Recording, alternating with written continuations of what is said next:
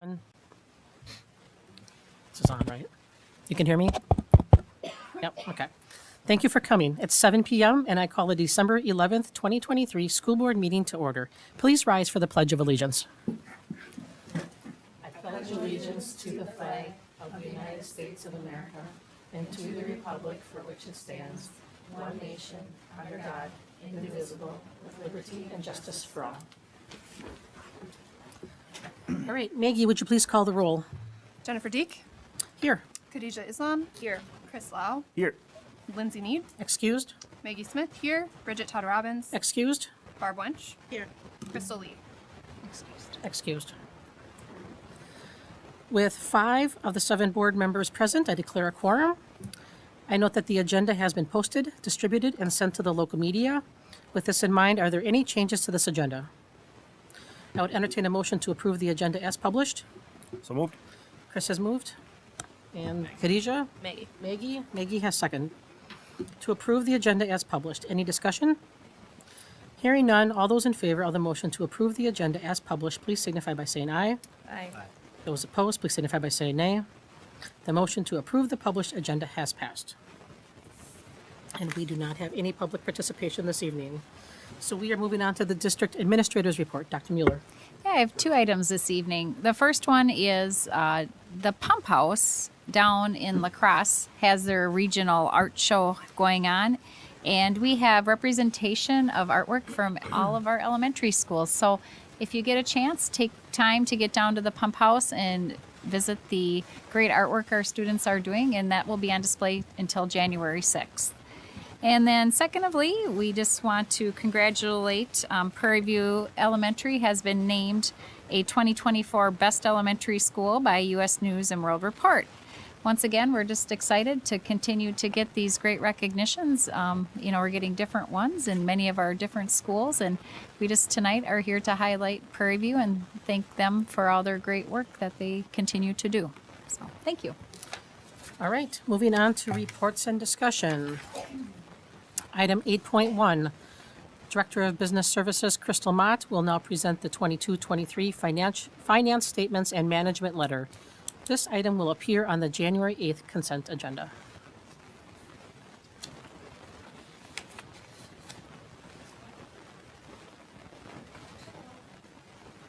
Tonight, I will be presenting a recap of our audit report. So just as a reminder, this information was presented to members of the board and administration by our auditor on September 13th, 2023. And additionally, at our annual meeting on October 23rd, I presented information about the audit report in the treasurer's report. The treasurer's report included information on 22-23 receipts and expenditures, fund balance, budget deficit, and debt due. The original budget presented by Julie Holmen the same evening had the actuals of 21-22, the still referenced unaudited 22-23 revenue and expenditures because this board action to accept the final audit has not yet been taken, and then the 23-24 original budget. So this is the final step for the board to take action to accept the 22-23 audit. Our final report included an unmodified opinion on our financial statements and our federal and state awards. Again, we strive to receive that unmodified opinion, and we had 1 non-compliance noted, which is reviewed in an upcoming slide. This was part of our audit report in the final section called Schedule of Finding and Question Costs. It was reported here that our financial statements were issued an unmodified opinion with no material weakness or significant deficiency, with 1 non-compliance noted. And that is this section of the report relating to our actual expenditures being more than our budgeted expenditure amount. Again, we previously reviewed this at the annual meeting. Near the end of the year, we had some unforeseen expenses, greater needs in relation to our substitutes and support, along with the ability to fill support positions, impacted our expenditures. And we will continue to amend the budget to ensure our expenditures do not exceed the budget. Our federal awards were issued an unmodified opinion.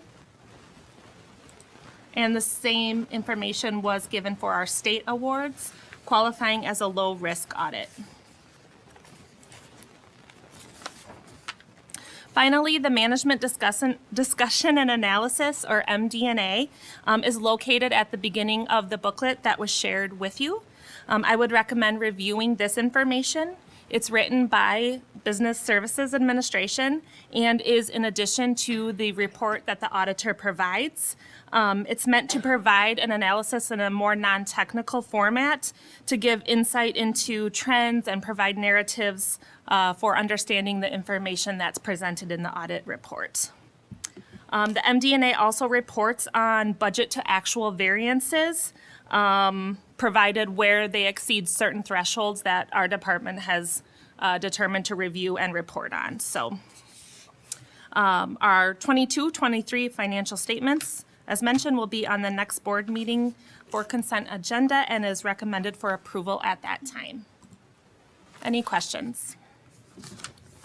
Any questions? No questions. Thank you. All right, thank you. All right, moving on to item 8.2, Executive Director of Finance and Operations, Julie Holmen, will present the 2024-25 Budget Input Variables Best Estimate. This item is for informational purposes only and will not appear on a consent agenda. Good evening. I am going to start by highlighting a few of the points in the issue paper, and then we'll go through the slides on the screen. This is an annual event where I bring some forecast variables to the board for input and feedback. This is used to update our 5-year forecast that uses both historical and actual variables to produce a new budget scenario or multiple scenarios. Projections will be updated as new revenues are identified or budget reduction decisions are implemented. Initial variables are the best estimates at this time for informational purposes. For July 1 of 2024, the estimated CPIU for base wage negotiations is between 4.1 and 4.5%. We still are waiting for November and December's final numbers before we will know what that July 1 rate is, but that is the current range in the estimate because it uses the 2023 monthly totals to predict that next July 1. A wage percentage increase variable of 2.5% is proposed in the budget variables this evening. The board is not required to apply a forecast variable or the July 1 CPIU percentage to wages. Wage and benefit increases are currently forecasted to draw on fund balance reserves, continuing a deficit budget into 24-25. Of course, the reason that there is a percentage in the variables is because we continue to try to maintain our staffing and be attractive to new staff in a very difficult employment environment. The budget forecast is for planning purposes. Just as a reminder to the board, in the most recent biennium, there was $325 approved in year 1 and year 2 of the biennium budget in the state of Wisconsin for the revenue limit per pupil increase. The governor went ahead then and also made some adjustments to language to extend that for 400 years. You're aware that that could easily change in the next session. For the purposes of forecasting, it is left in there for each of the 5 years of the forecast and would be updated when we learn what the new per pupil funding would be in the next biennium. So in addition, current fund balance cannot sustain significant deficit spending year on year, and it will be necessary to reduce expenses and or increase revenue in future years. I'll briefly talk about Fund 39, that is our debt service fund, and Fund 42 for construction. A reminder to the board, we have only bonded for $50 million of the $74.7 million that was approved in the November 22 capital referendum. The balance of that approved referendum for capital improvements will be bonded in 2024. And so what is in the variables this evening is only the current debt on the books and will be updated for the budget forecast as we work through scenarios with PMA, our public advisor, on how the 24.7 million balance will be scheduled for principal and interest due, which is how we determine what our levy is annually for Fund 39. So again, what is in the budget variables is what is currently on the books on the schedule for principal and interest for Fund 39. And then lastly, I will share a little bit of the enrollment information, which you have seen in the past for the current year based on September's numbers for this third Friday count. And then also some projections that are currently used in the forecast model. We will start with revenue assumptions. The October 15th equalized valuation is our property value in the Holmen Area School District. The estimate here is a reduction from the last couple of years. We are still building houses in Holmen. Between inflation in the economy and the interest rates for borrowing to build and have a mortgage, the actual net new construction this last year was only 3% of the 14% increase. The rest was inflation. So I'm maybe estimating low, but I expect that this will come back down because the Fed has kind of held on their increase in rates and things are coming down like we have seen with the CPI monthly coming back down a little bit. And so my estimate for next year for fiscal year 25, which is the 24-25 school year, or the levy that we will certify next fall, is about 7.8% on growth, and you can see a slight reduction from there.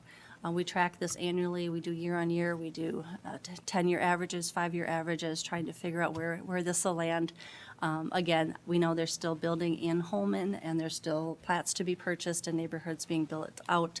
I think in the current environment, they're just going to be a little bit slower than they have been in the last several years. So, next is that $325 per pupil revenue limit increase. That's just being held constant over the 5 years of the forecast. That will be updated when we learn more in the next legislative session, which would impact fiscal years 27 and 28 forward.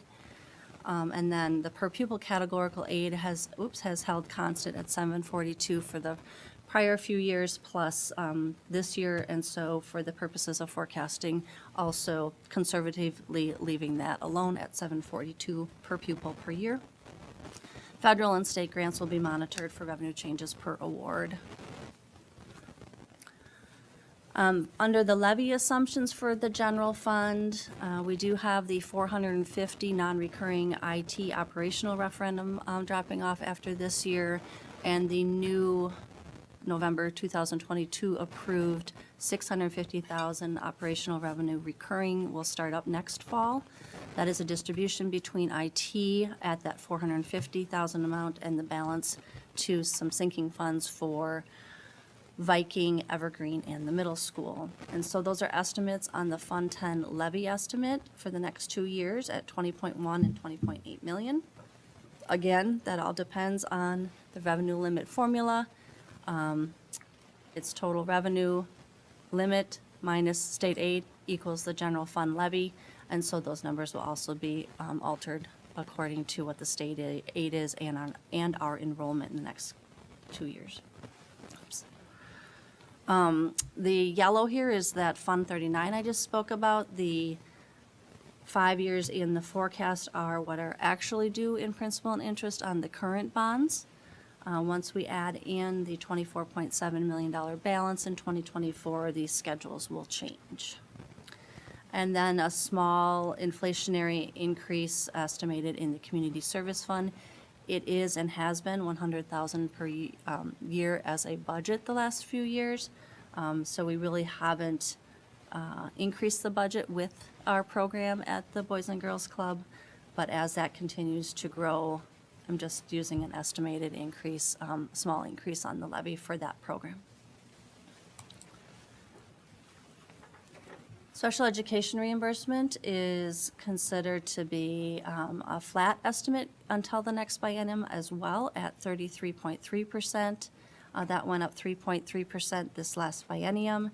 That is a sum certain amount, which means it's typically prorated less than that once it is distributed. Next, I have 2 slides on student headcount and student membership full-time equivalency. So you can see in the yellow columns, the 5 years prior and the current 23-24 with the bottom total at 3870. That was our third Friday September count this year. And then using cohort survival methodology going forward, the estimates for the next 5 years are on the right side of the screen. This is head count. So this is our resident students attending Holmen and our non-resident students open enrolling into Holmen.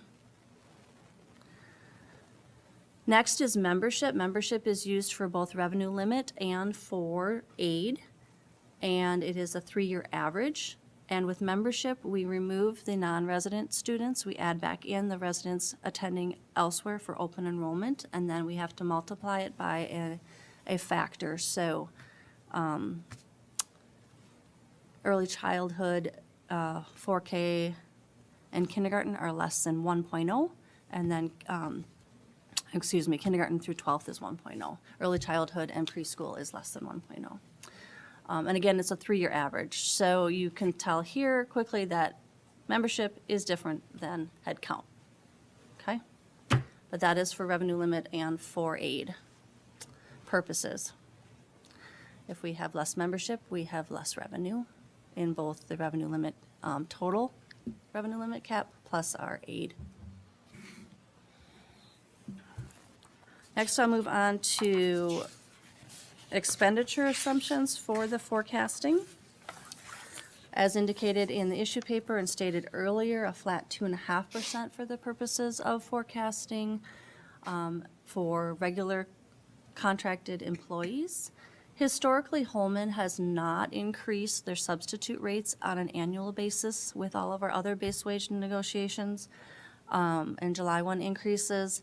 And so this continues that trend where it's more like an every other or even less often than that. Pressures in the economy and pressures on hiring, employment challenges might change what that looks like.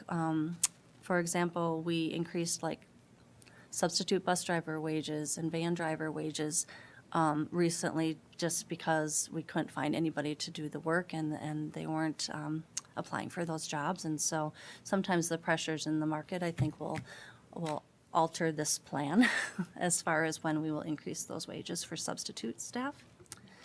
FICA, which is Social Security and Medicare, 7.65%. That is what the rate has been for years and years and years, ever since I've been doing this. So we're going to leave that the same for the next 5 years. And then WRS actually goes up to 6.9 on January 1. That's a relatively higher rate, and so I don't anticipate that that'll maintain at 6.9%. That is 6.9% employer and 6.9% employee contributions to the Wisconsin retirement system as they kind of rebuild their pool for Wisconsin retirement. Then sometimes we see, or if they do really, really well with investments within the pool, then we can sometimes see that come back down a little bit. So that is projected to slowly decrease just to like 6.7. Health insurance, as you recall, this last spring, it took many months to come to terms with our carrier on a health insurance premium increases for July 1 of 23. It started out at 15%. We got it down to 4.47. We're going to try really hard to get it 5 or less for July 1. Also, as you're aware, we had to increase our deductible for the family plan by $1,000 in order to get to that 4.47 increase agreement. So that will continue to also be a challenge and pressure on both the district budget and individuals. Currently, that distribution is 85-15 on premiums, so that does put some pressure on the district budget as well. And then dental estimated at 4% for next year, 3.5, 3. Again, those things we will also go out for bid for if we need more competitive players in the market to keep our rates down, or we look at plan design change. The contracted teacher and EA substitutes through Teachers on Call, similar to the in-house substitutes that we pay through payroll, same 0.2020%, where we don't always increase those every single year. The next several have to do with open enrollment transfers and voucher exemptions. And so we do know the estimate for next year. We don't know beyond that. This is established each legislative session. And so for the future years, I will be just holding it flat at the estimates that are currently on the books for 2024-25, as you can see on the far right-hand blue column for each of those pieces. So for an open enrollment transfer, regular education at 8962, at special education at 13,814, and then we have the voucher exemptions for private school attendance, and the amounts for K-8 for next year are estimated at 10,237, for high school at 12,731, and a special education voucher exemption will be 15,408 estimated for next year. We always share a little bit about utility assumptions. For this information, contacted Excel Energy. Chad Brando has a contact that he was surprised to hear from him. Usually it's not till budget time that he makes that phone call, but I had him do it ahead of time, and they said that we should be pretty safe to use 3% and 1% for gas and electric. No guarantees, because it really depends on if we also have like a decent winter and a cool summer and all of those things that cause things to go up beyond what we anticipate using, but those are the percentage increases for those rates estimated for the next 5 years. And then district liability, cyber liability, property, and workers' compensation. You'll notice one of the differences here is in FY '26 or '25-26 at 3% on property. We'll be able to get a closer number for that, but there will definitely be an increase when our new building remodels are complete and reassessed for their value in regards to the property coverage that we will need to maintain. And then this is just demonstrating again that beginning next fall on the levy will be a manual adjustment for the $650,000 recurring referendum. Recurring do not need to go in every year because once they are on, they are on. So it doesn't show up in each of the following 4 years. Any questions or feedback on the input variables presented? What's the current WRS rate? 6.8, and it goes to 6.9 January 1, Okay. which is always helpful when we're fiscal year July 1. So 6.85. Yep. Okay. But, everyone else who's under WRS is calendar year, fiscal year is calendar year, I think, right? Like other public Oh. service employees that are in WRS, firefighters and police and county workers and things are, I don't know, I'm federal. yeah, may have different budget years than the school district has, Yeah. or fiscal year than the school district. So it's always been January 1, I guess, So- if it changes. It doesn't always change, but, Okay. yeah. So 6.9 coming up here. Okay. Any other questions? All right, thanks for explaining the membership versus headcount. That was very useful. So. Thank you. All right, moving on to item 8.3. Director of Safety and Student Services, Jennifer Gimmer, will present for approval on tonight's consent agenda, the school safety plans. All right, hello. Just to preference, today we're going to be going over just some broad school safety of what we're doing here in the School District of Holmen. Purpose of today is to get approval of our school safety plans for each school, but I wanted to highlight some key things that are happening within our district that are great. Friendly reminder of Act 143, we are required to submit the following information, including school safety plans, school violence drills, safety plan training, blueprints, maps, and safety assessments. And for the purpose of today, we're going to look for approval of the school safety plans that were submitted for each school. A part of the required information for Act 143 is our school violence drills, which was presented at the last meeting. We've had really good conversations afterwards of what occurred at each drill and areas of improvement. It was a good conversation that is going to help us move forward. And again, school violence drills are for lockdown. So that is if there's an armed intruder or unsafe situation inside the school that requires a swift action of our students and staff. Safety plan training, I just want to highlight some things that have been happening in the district for this school year. Numerous different types of safety training have been happening. Just to highlight a few, our updated behavioral threat assessment management training. The way we are going about conducting threat assessments and managements have been updated by the Department of Justice.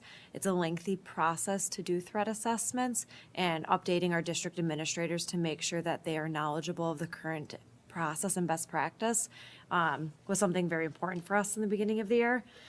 In addition, just following through of what is the current research when it comes to threats and mitigating trauma and response has been a highlight of this district moving forward.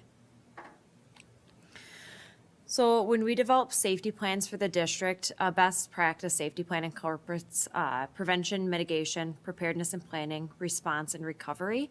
And you'll see all four of those are engulfed within each of our safety plans for the district.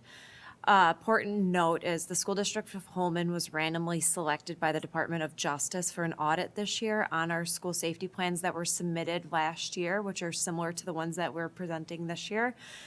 They go through and not look at safety plans, but they look through our website, they look through our blueprints, our mapping, and through a school safety consultant through the Department of Justice reached back out after this audit, and we only had two small corrections.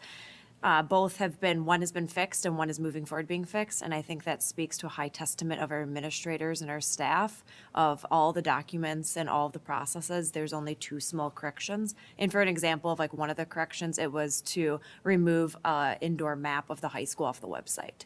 So when I say minor, they are pretty minor. So I think that speaks a lot to the work that has been done already. So when we talk about prevention and mitigation in a school safety plan, prevention, as you really think, is like that tier one component. And this is all of the stuff we're already doing. There's always room to grow, but I wanted to highlight some important things that we're doing within the district to prevent any school safety threat.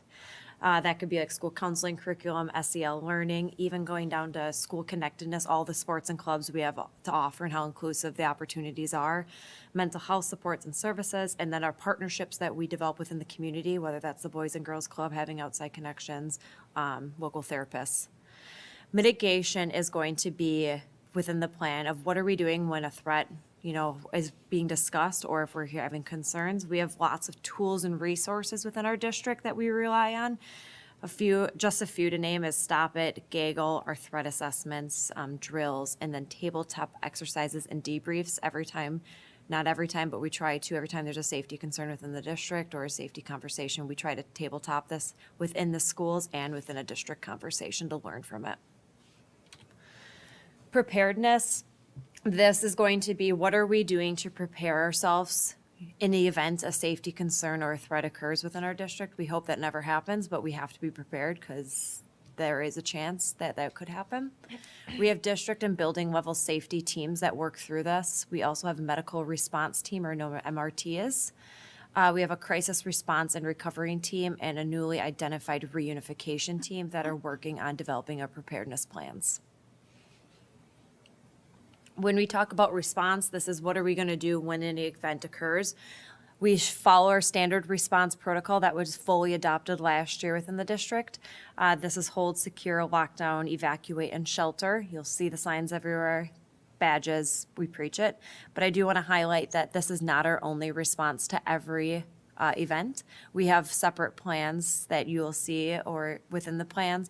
For example, if there's a gas, a suicide, a death of a staff member, there's been plans developed by our crisis response and recovery team for situations that may occur. Recovery within a school safety plan really is how can we rebalance our district or rebalance the school or situation after an event has occurred. And our district crisis response recovery team is working on that, as well as the standard reunification method within the I Love You Guys Foundation.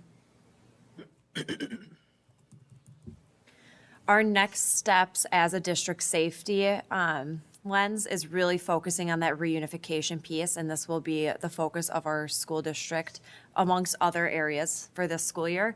By the end of the school year, we want to establish a comprehensive reunification process using the I Love You Guys Foundation. Specifically, we are looking to aim 90% of the reunification designated team and have boxes created by June. What that means is if an event were to occur, a crisis event, we would have a well thought out trained team and plan to reunify students and caregivers. Any questions? Any questions? No questions. Thank you. All right, moving on to the consent agenda. For the consent agenda, the board has been furnished with background materials on each item or has discussed it at a previous meeting. These will be acted upon with one vote without discussion.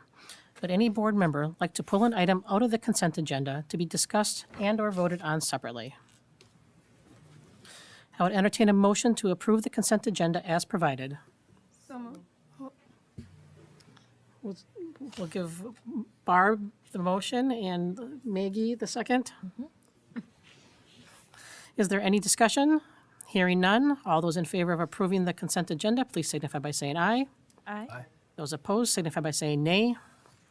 Motion passes. All right, moving on to the board debrief. I will call upon board members and ask you to present any comments or committee reports you have. And tonight we'll start with Khadijah. Yeah, this is our last board meeting in December, and we have a bunch of holidays ongoing and coming up, and so I want to wish all of our community members, families, students, and staff a happy holidays, however you celebrate, and also a happy new year. And that's all I have. All right, thank you. Chris. No updates from the policy committee. We do not have a meeting this month, so that's all I have. Okay. Maggie? Thanks to the folks who presented tonight, but otherwise I don't have anything either. All right. Barb? Diversity, Equity, and Inclusion Committee met tonight. Last steps of finalizing our commitment statement, and our hope is to present it to the board for approval in January. All right. Thank you. And then I have a few things. First of all, I'd like to welcome Kathleen Stefani. She's sitting in the back, waving. She's our new Director of Instructional Services, so we are... Technology, IT, sorry. IT, oh my gosh. Yes. So we are super excited to have you here and all the great things you're going to bring to this district, so... Also, I wanted to say congrats to Prairie View Elementary for being named the 2024 Best Elementary School by U.S. News and World Report. I think that's a great honor, and it takes all of us to have these types of awards. So, the staff, the students, the families, the community, and everybody sitting here. So, congrats on that. And lastly, I went to brunch with the stars on Saturday. I took my daughter. She had a friend that was in the middle school show choir performance, and then we got there, and she actually knew 4 people in the show choir. But they did an excellent job. The Holmen Middle School Midwest Connection and the Holmen High School Midwest Express, actually really an outstanding performance. So I really enjoyed that, and I'm guessing this is like a preview to my future starting next year. So that was good, and I just wanted to thank the staff that run that for giving the board a shout out at the performance as well. It was really nice. So, all right, that's all I have for that. Moving on, the board has been provided the notes from the October 16th, 2023 Policy Committee meeting, so please look those over. Also, the board has been provided with 9 policies from the Policy Committee that they recommended for consideration. If a board member has any questions regarding a policy, they should reach out to Dr. Mueller prior to January 8th, where they'll appear on the consent agenda for approval. Our upcoming board meeting schedule, on January 8th, we have a DEI committee meeting at 5 p.m. followed by a board meeting at 7 p.m. We are then all 7 board members will be attending the State Education Convention in Milwaukee, January 17th through the 19th. And then on January 22nd, we have a Wellness Committee meeting at 3:30, and then that evening, a board meeting at 7 p.m. All right, is there any other business that needs to come before the board at this time? If not, I would entertain a motion to adjourn this meeting. So moved. All right, Chris? Second. Barb? All right, the meeting is adjourned at 7:35 PM. Motion carried. Is there any discussion? Hearing none. All those in favor, please indicate by saying aye. Aye. Those opposed, nay. Motion passes. All right. Thank you. Run to the Packer game. Be in concert.